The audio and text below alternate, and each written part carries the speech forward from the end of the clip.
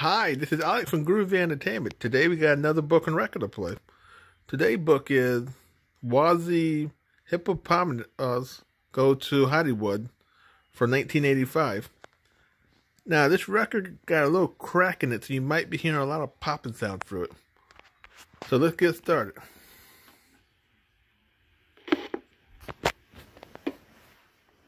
This is the story of Hoppopotamus Goes to Hollywuz. You can read along with me in your book. You will know it is time to turn the page when you hear the chimes ring like this.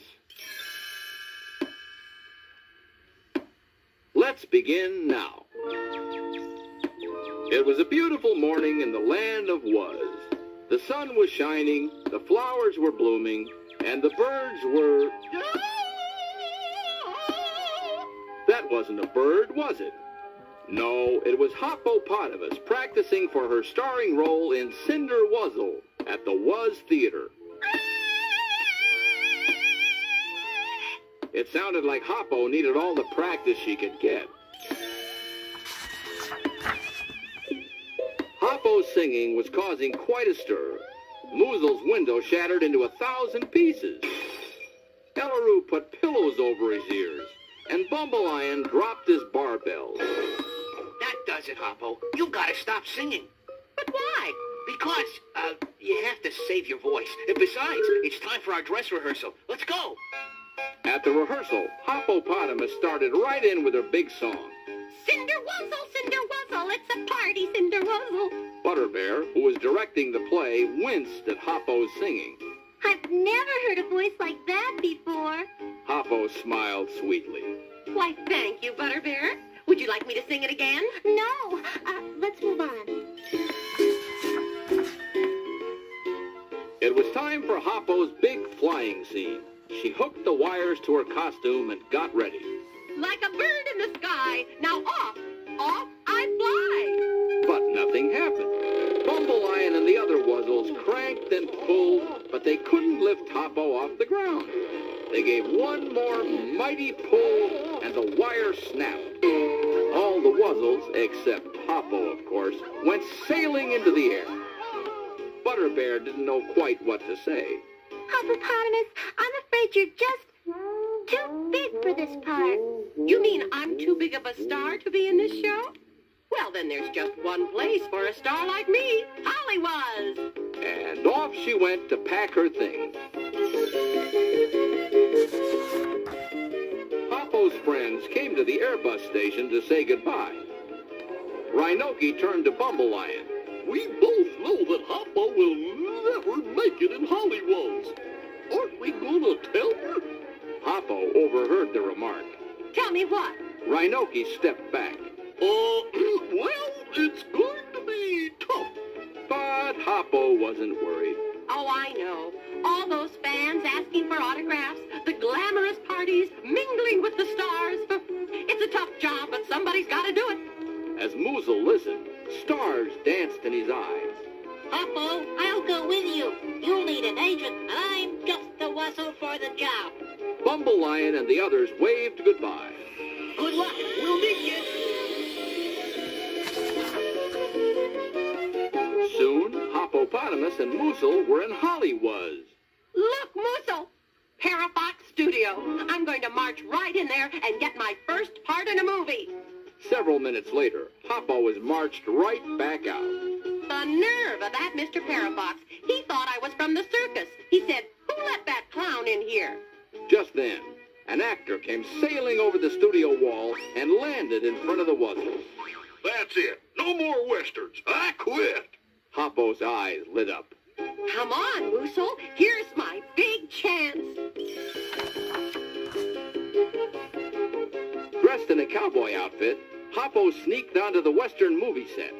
When the director called for a stand-in, Hoppo stepped right up. Ready when you are. The director smiled. All right, everyone. It's time for the stampede scene. And action. Did he say stampede? All at once, a herd of buffaloes charged down the street. Hoppo went flying. Oh! Not easily discouraged, Hoppo dressed up as a chorus girl and danced her way onto another set. Hit step, kick, step. I bet I'm the best dancer in the whole show. Mr. Parafox didn't agree. What's that ham doing in my film? Guard, get her out of here! With the guards hot on their tails, Hoppo and Moosel ducked into a dark studio. Moosel raced over to a large prop. Hey, Hoppo, we can hide in this car. But it wasn't a car at all. It was a spaceship. Hoppo looked out the window. Oh, we're moving. There are all sorts of lights and laser beams and watch out! The ship exploded right out from under them.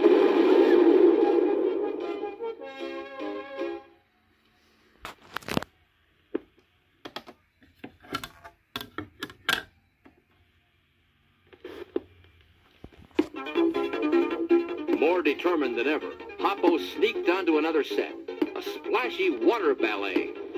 Mr. Parafox looked on as beautiful octodolls dove gracefully into the pool. Then it was Hoppo's turn to dive. She jumped off the board, hitting the water with a huge belly flop. Mr. Parafox was drenched. Hey, you again! Once and for all, get out of here! A few days later, Bumbleian went to the mailbox and found a letter from Hollywuz. It's from Hoppo. Dear friends, I've been very busy. Was stampeded by a mob of well-wishers and just made a big splash in a new musical. Boy, she really must be a big star. Just then, Butterbear had a great idea. Let's go visit Hoppo and Hollywuz. The next day, Hoppo got a telegram from Bumbleian and the rest of her friends back home. Dear Hoppo, it was great hearing about your success in Hollywuz. We're so excited that we're coming to visit you tomorrow. Hoppo almost fainted.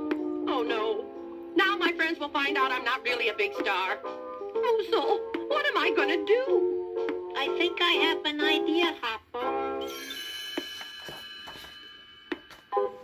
Bumbleian, Ellaroo, Rhinoki, and Butterbear arrived in Hollywuz the very next day.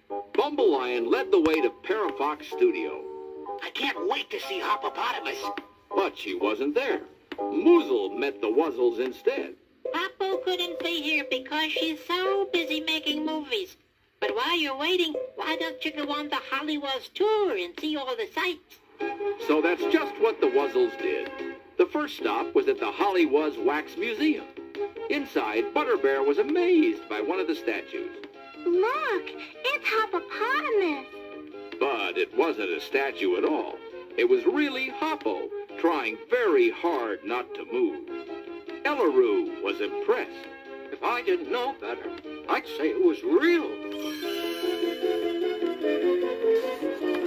Next, the bus took them on a tour of the Hollywuz stars' home.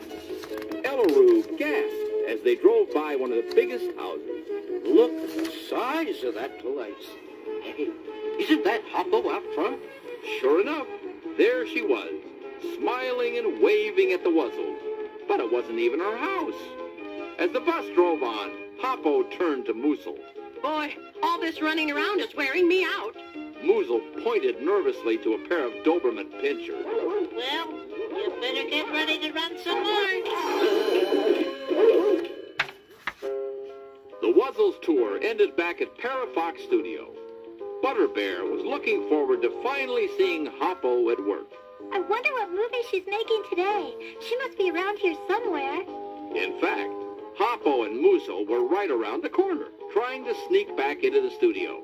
But Mr. Parafox had different ideas. For the last time, get out! He sent Hoppo and Moosel flying out the front gate where the rest of the wuzzles were waiting. And stay out! Bumbleian was puzzled. Why would they throw out a big star like you? Hoppo looked at the ground. I have a confession to make. I'm not really a star. I just wanted you to think I'd made it big here in Hollywuz. Butterbear put her arm around Hoppopotamus. Oh, Hoppo, we don't care if you're not a star. We're proud of you anyway. Ellaroo chimed in. That's right. We love you just the way you are. Hoppo smiled and snuzzled her friends. You're the best friends in all of Wuz. Back at the Wuz Theater, the Wuzzles were putting on a brand new show, King Kong King. And guess who had the lead? Hoppo pulled off her mask and looked out at the Wuzzles. It's me. I'm the only star big enough for this part. I'm glad to be home, where I can play the best part of all, being your friend.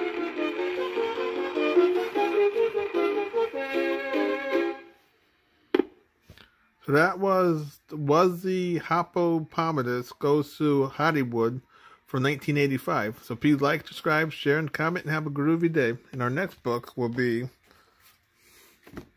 Was the Bumbo Lion Funny Money?